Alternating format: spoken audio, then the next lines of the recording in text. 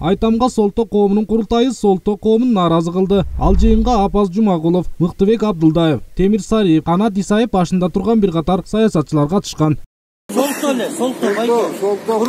Солто коомунун 4-чү курултайы деп атпайбы мынакей. Берки Солто эки бөлүм кылып атпайсың. Жок, жан сен туурачы. Не надо вот эти пальмика. Айка бизге эки теңдикте барабыз. Билбейт сенден айтып аткан. Урууну экиге бөлгөнү аз келгенсип съездге делегаттарды да бөлүп жарып өң таанышка салып чакырышкан деген пикирди карманган нааразы тарап Канат Исаев менен жолугушушту. Элди экиге бөлбөгүлө деген катуу талап коюшту.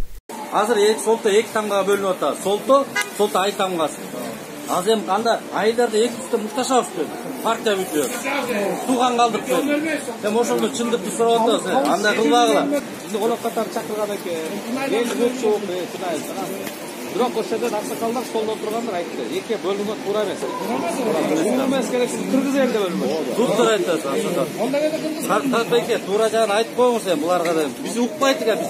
Бул коомдун Ордо кеңешинин мүчөсү Акылбек Жылжымышевдин айтымында жалпыга маалымдоо каражаттарында Солто коому бөлүнүп жатканы тууралуу тараган маалымат бир тараптуу. Солто эч качан бөлүнбөстүгүн белгиледи. Бул бөлүшүп балким 2020 жылы жаткан бир шайлоо максатыбы. Билесиздер, шайлоо келгенде элди чуулатып бөлүп жаап жатат. Көпчүлүк жатасыңдар десең.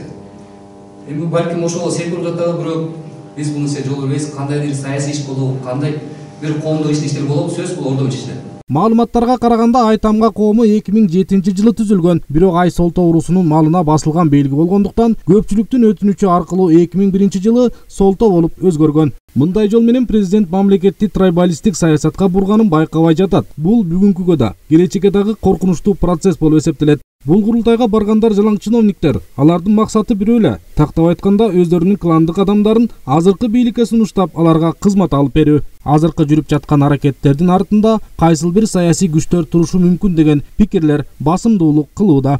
Алтынбек Бектуров, Азиз Самарбеков, 7 канал, Бишкек.